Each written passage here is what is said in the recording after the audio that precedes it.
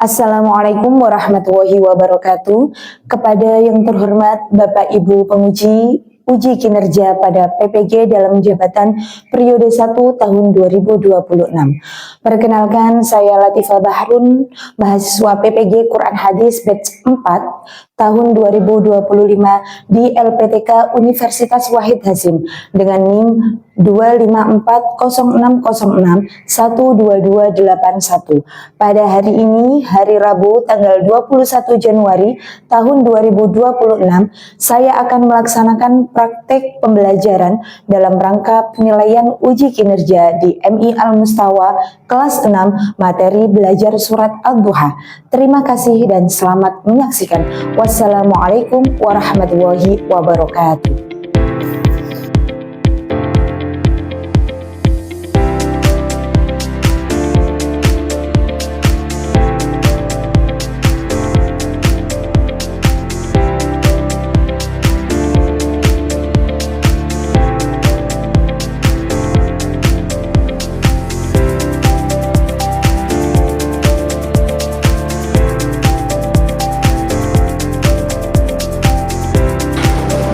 Assalamualaikum warahmatullahi wabarakatuh. Waalaikumsalam warahmatullahi wabarakatuh. Anak-anak sudah berdoa hari ini? Ayo kita berdoa dulu bersama-sama, bisa dipimpin oleh ketua kelas. Silakan ketua kelas. Berdoa mulai.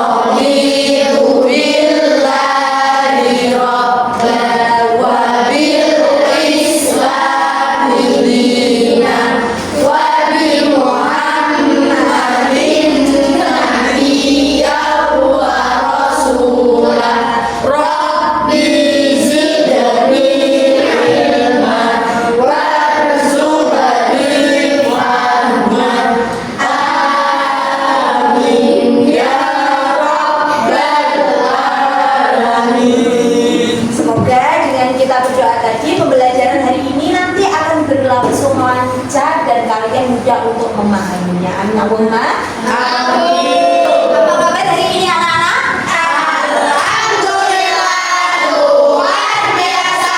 Pagi yang cerah, Allahu Akbar. Gimana hari ini, semangat apa tidak? Semangat. Dites dulu sama Bu Guru semangatnya. Semangat pagi. Pagi, luar biasa. Yes. Oke, bagus. Baik, sebelum pembelajaran hari ini kita mulai, diperiksa dulu kehadirannya sama Bu Guru. Apakah teman kalian hari ini masuk semua atau ada yang tidak masuk? Ada, Bu. Siapa? Furqan. Lah, kenapa dia tidak masuk hari ini? Sakit. Baik anak-anak, kalau gitu mari kita doakan teman kita yang sedang sakit, yang tidak masuk hari ini, agar dia lekas sembuh dan bisa bergabung dengan kita kembali belajar di kelas bersama-sama kita kembali. Amin Allahumma. Amin. Oke, buku tulis dan alat tulisnya silakan dikeluarkan. Itu Mas Arfa, tolong bangkunya dibenarkan ya, diluruskan seperti temannya biar rapi. Ya, kalau ada anak-anak yang bajunya masih di luar, dimasukkan dulu, peci-pecinya itu dirapikan dulu. Ayo yang pakai peci, biar kelihatan rapi dan nanti biar fokus ketika menjalani KBM. Bagaimana anak-anak, sudah siap belajarnya hari ini? Sudah. Tapi kok masih ada yang lemes ya? Biar lebih semangat dan bisa konsentrasi untuk menerima materi hari ini, mari kita bersama-sama tepuk konsentrasi terlebih dahulu. Tepuk konsentrasi. Anak-anak, adakah di antara kalian yang sudah pernah mendengar bacaan surat Al-Duha? Sudah. Sudah pernah membaca? Sudah. Membaca surat Al-Duha dengan baik dan benar tartil, tajwid, makhrajnya benar, sudah benar? Sudah. Oke, bagus. Apakah kalian juga sudah hafal surat Ad-Duha? Sudah. Baik, bagus. Sudah bisa membaca, sudah menghafal. Nah, kalau yang ini kira-kira sudah belum ya? Sudahkah kalian mengetahui arti surat Ad-Duha? Belum. Kalau pengetahuan tentang isi kandungan surat Ad-Duha sudah pernah? Belum. Belum. Hikmah apa yang terkandung dalam surat Ad-Duha?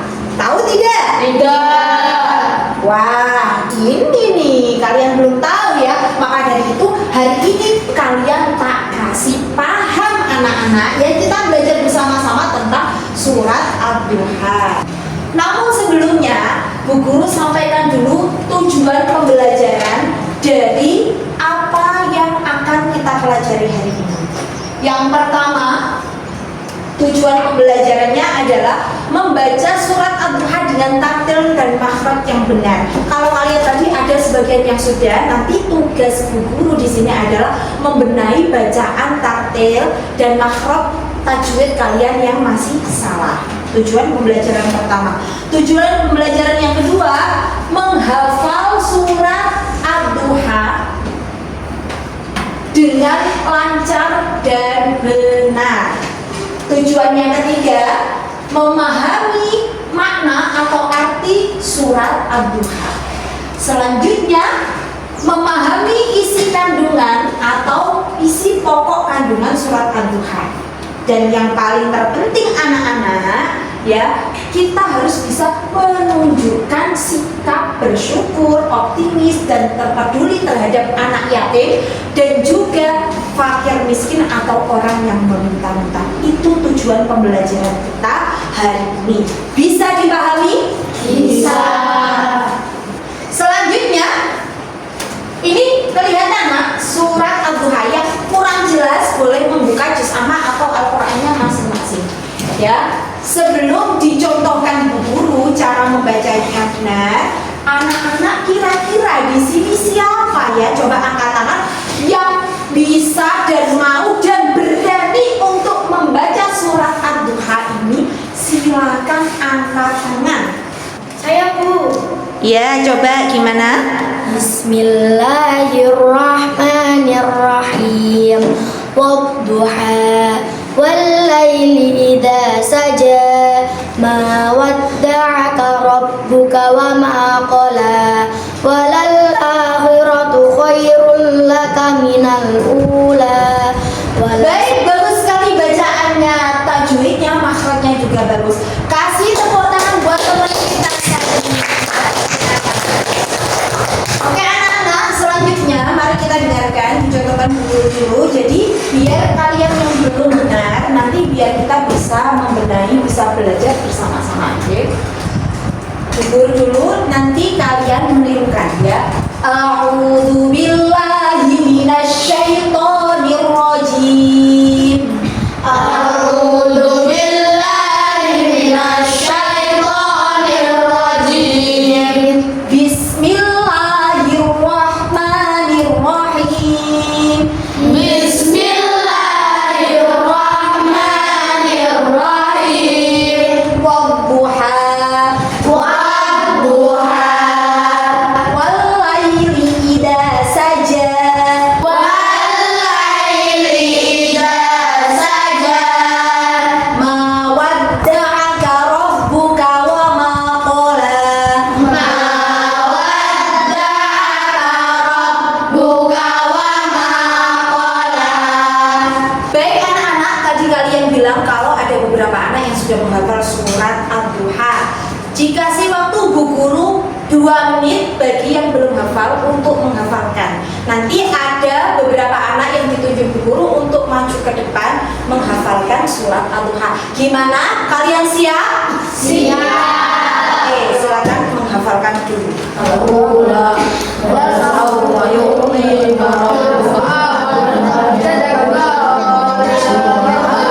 Oke anak-anak, time is over. Waktu sudah habis.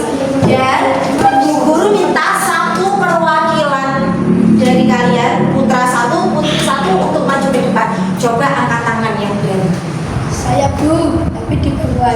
Oke, silakan dilafadzkan dengan baik dan benar. Bismillahirrahmanirrahim. Wadduha wal-laili idza saja ma wadda'aka rabbuka wa ma qala.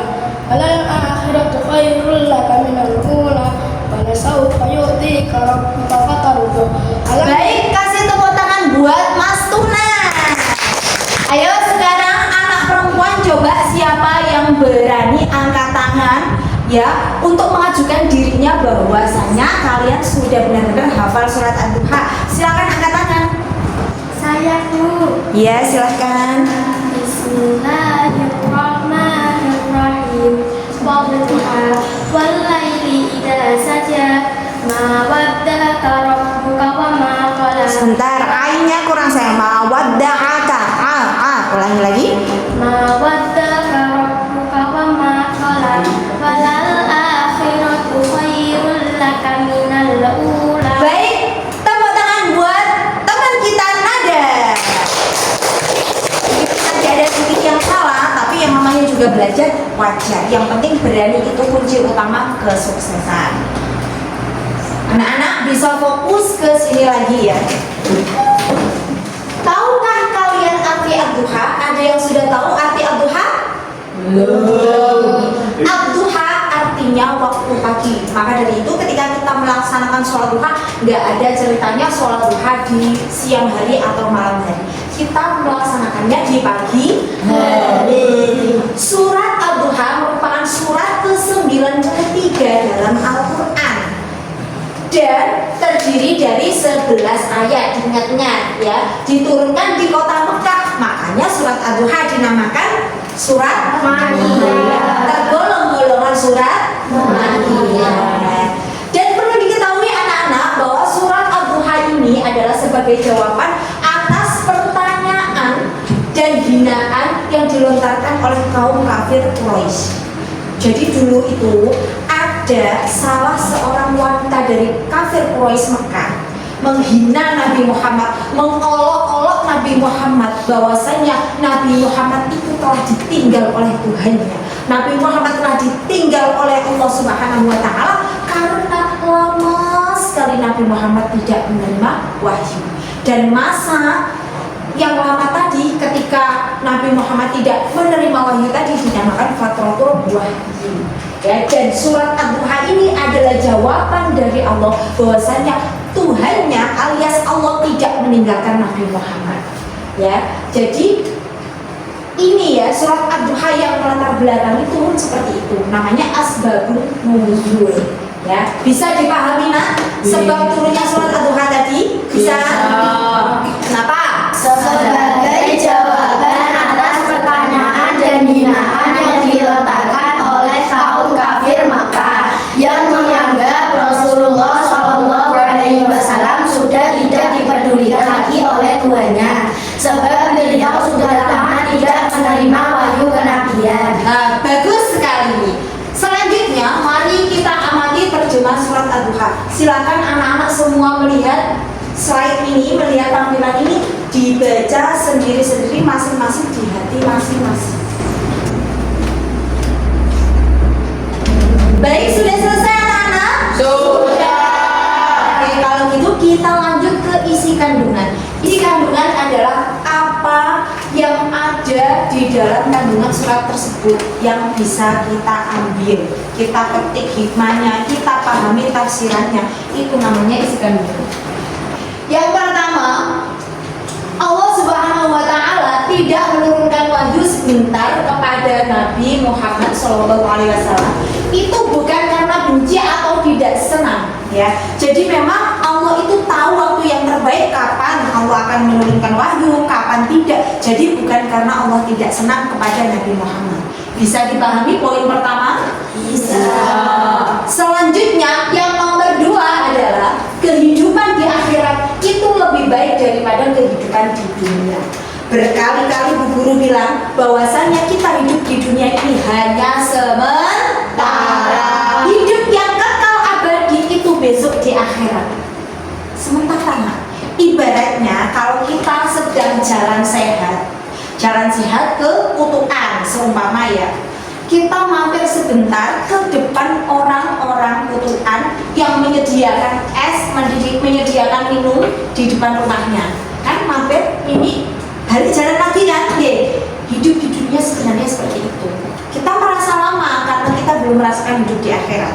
Yang sejatinya hidup di dunia itu cuma sebentar, cuma mampir minum. Kalau dalam bahasa Jawanya mampir ngombe. Jadi kalian jangan sekali-kali terlena oleh kehidupan dunia.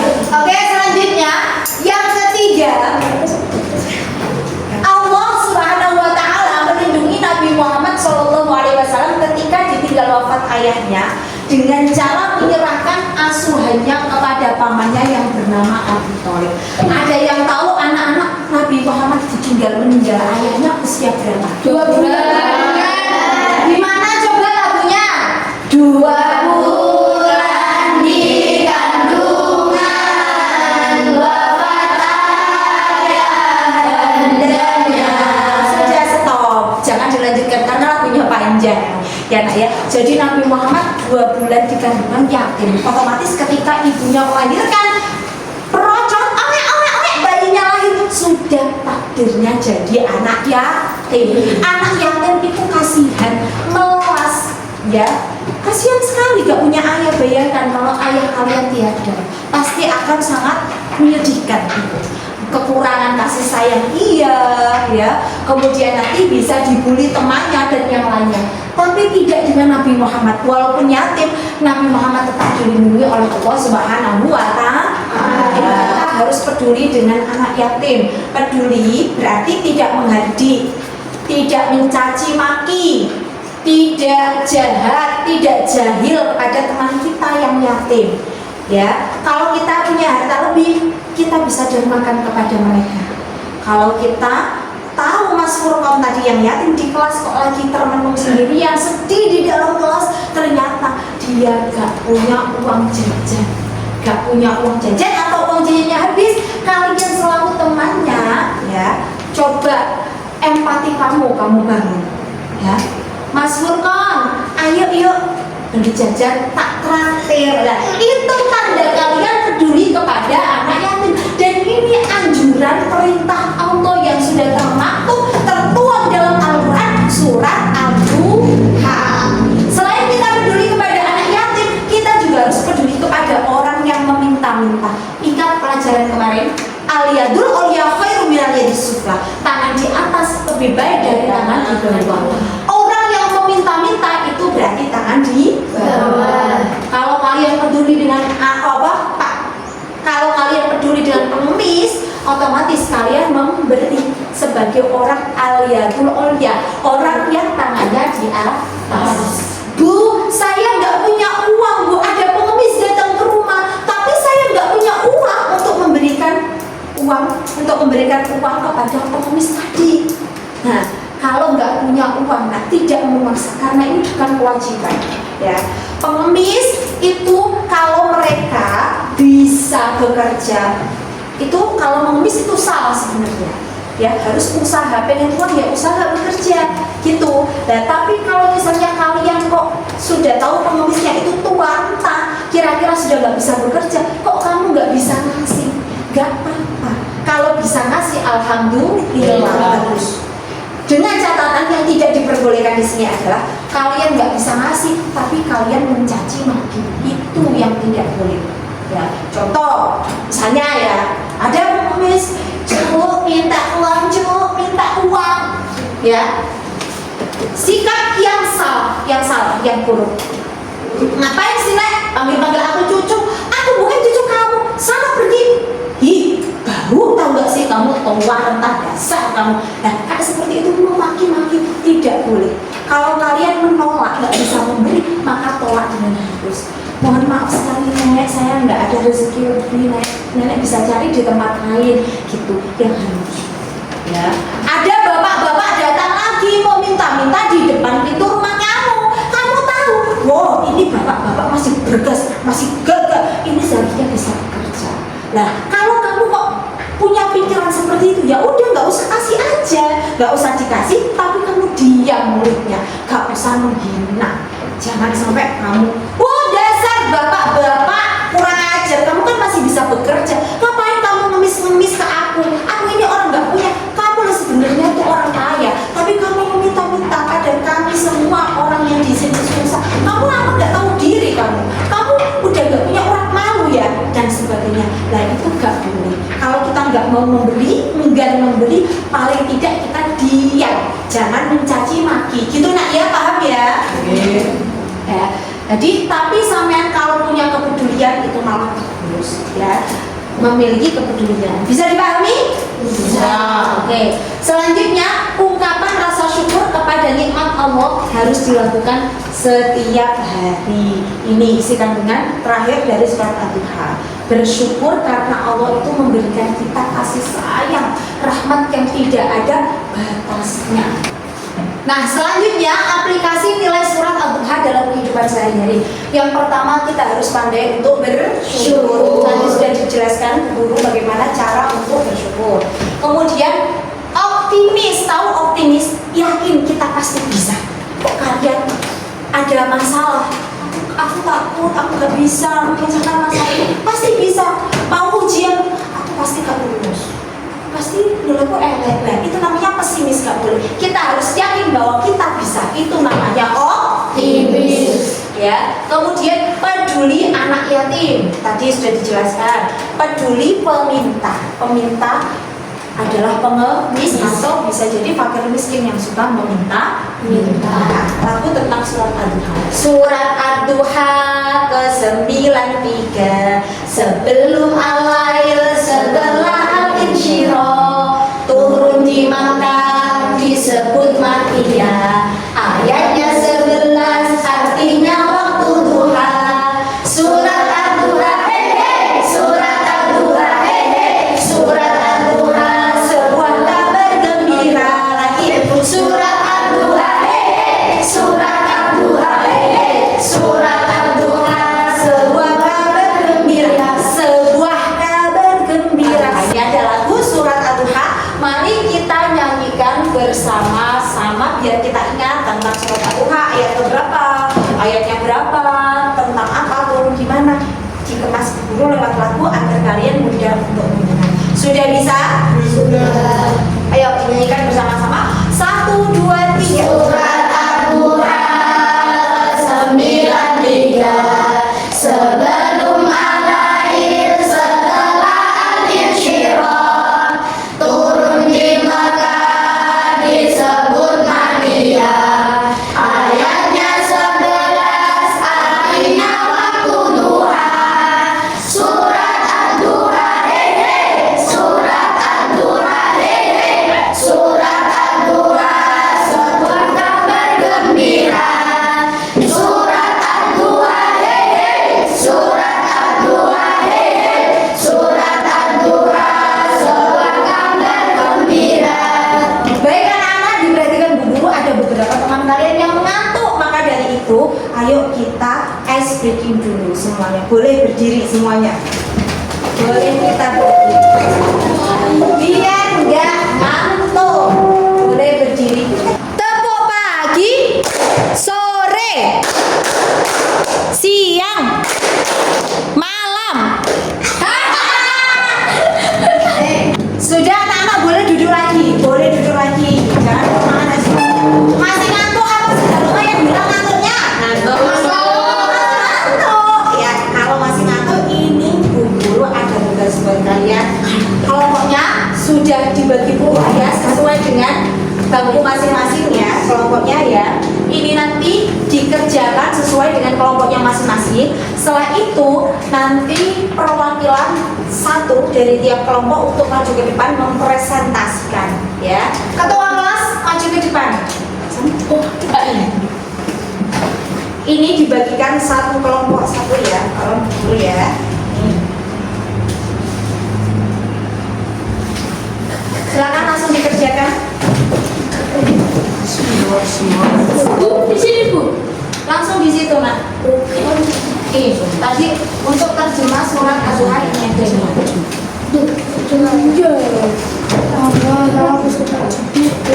ada tugas 1, tugas 2, dan tugas 3 sama refleksi sikap.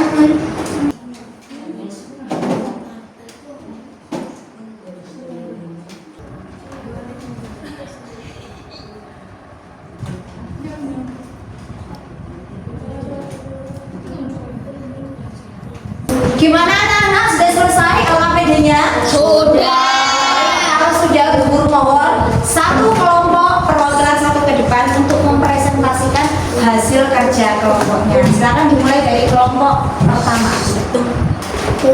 Arti surat Ad-Duha ayat 1 sampai 11. 1. Demi waktu duha. 2. Dan demi waktu malam apabila telah sunyi.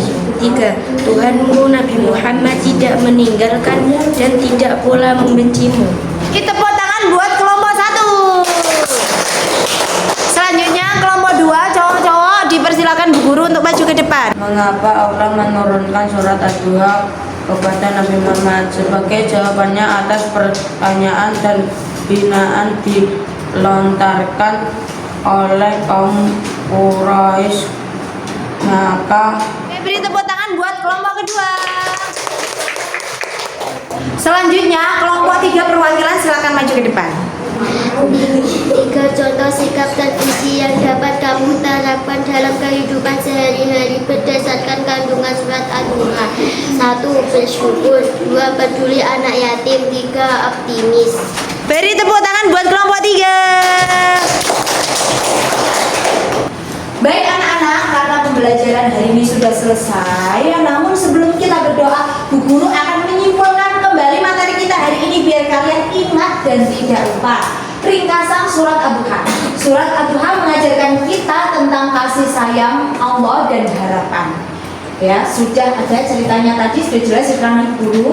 Dalam masa sulit, Allah memberikan janji kebaikan dan keberkahan bagi hamba yang bersabar dan beriman.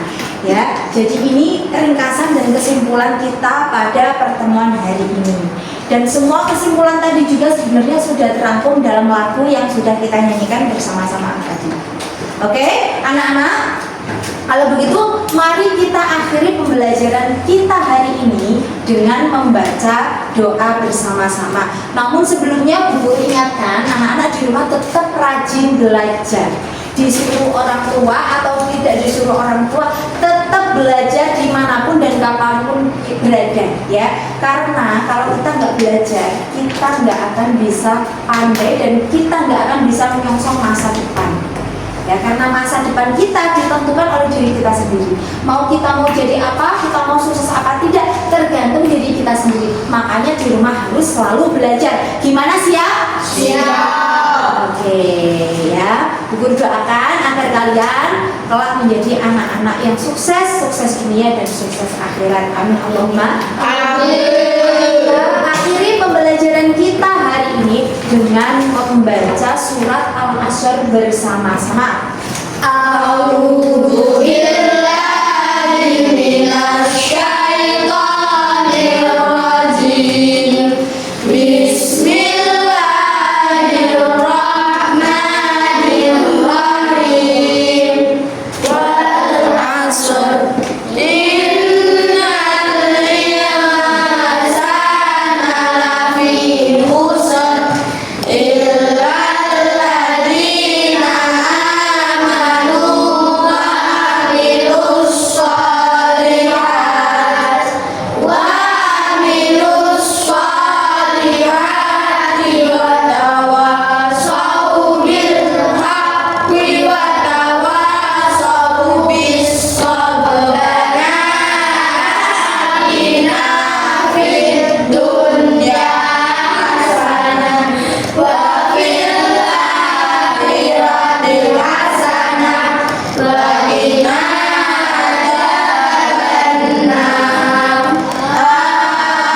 Amin ya rabbal alamin.